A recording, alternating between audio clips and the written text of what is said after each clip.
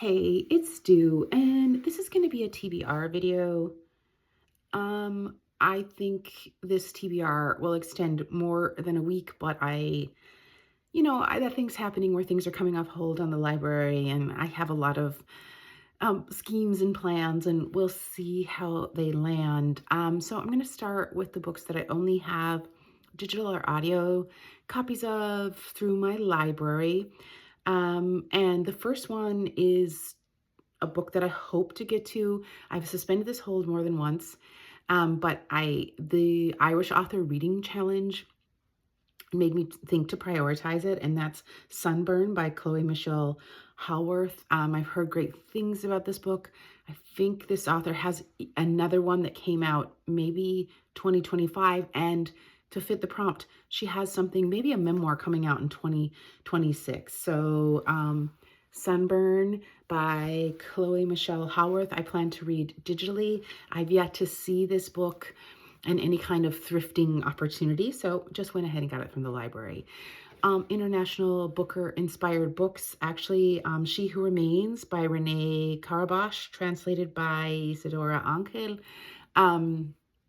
is actually long listed right now, and I was able to get a copy from my library, so I'm going to try to get to that book now while it's in the long list hype, which is exciting for me. I normally, because I thrift and I believe in what I do, I normally read primarily backlist, and so I rejoice when I don't have to wait and hold for 3 months for a sort of hyped book. Anyway, keeping in the vein of international authors or translated works,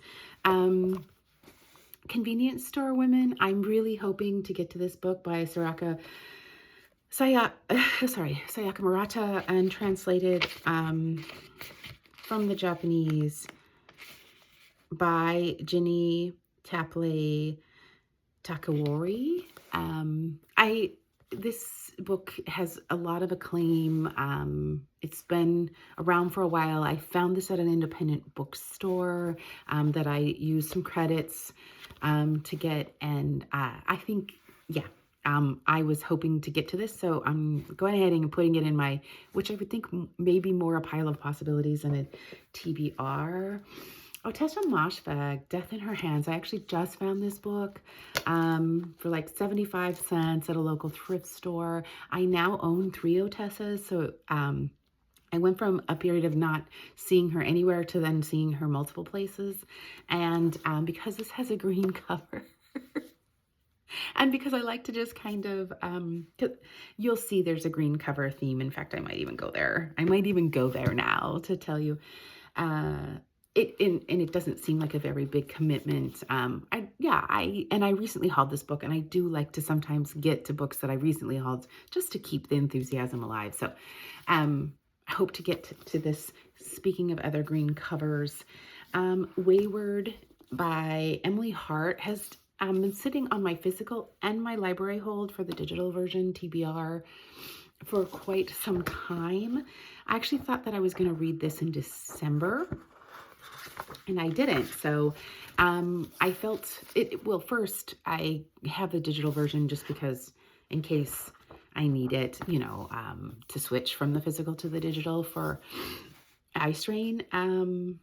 And it just felt right because I'm currently listening to, and I have the physical, the digital, and the audio version of this, and so I'm kind of playing around with how I want to experience this book, because it is a unique book to experience.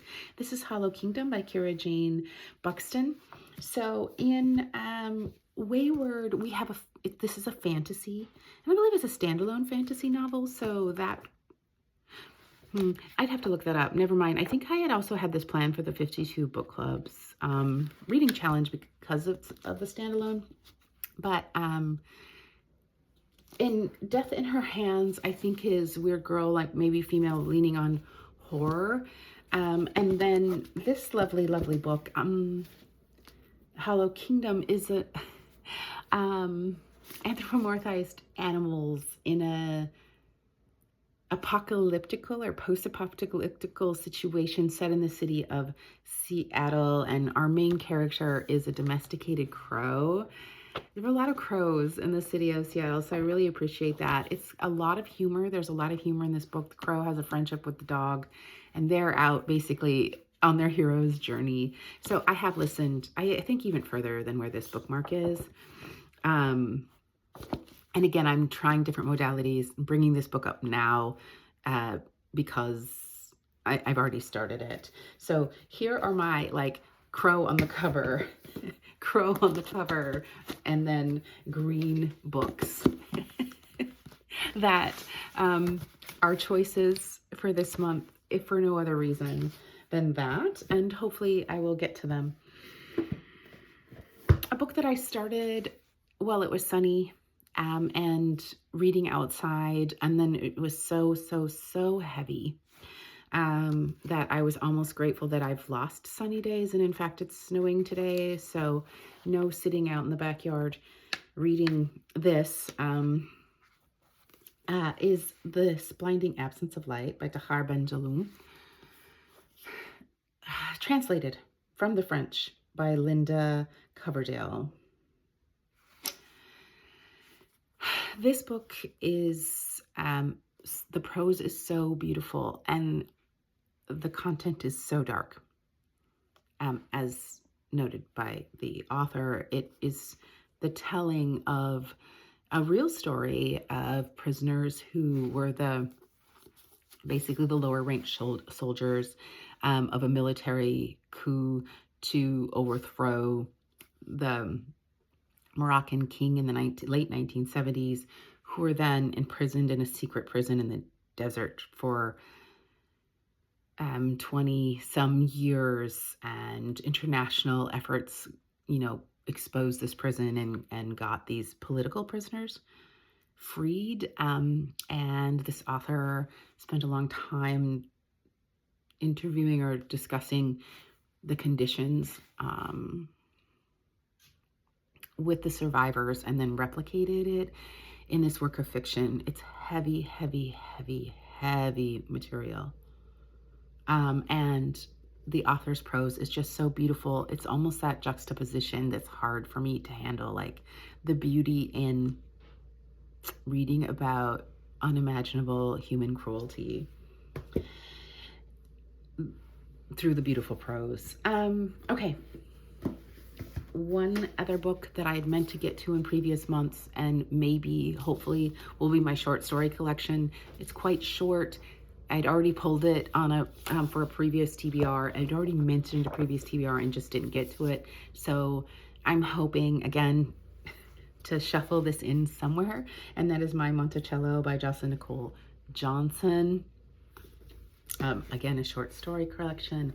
And then two books that I've been sitting on my TBR since last week, and I just keep thinking about when am I going to get to them. So I just want to mention them now, because these two books they are backlists from the Women's Prize for Fiction, and they're also two books that have been on my shelf for a very long time. So I'm kind of fulfilling multiple goals of moving books that have been around for a long time, and I've intended to read more than once off my shelf.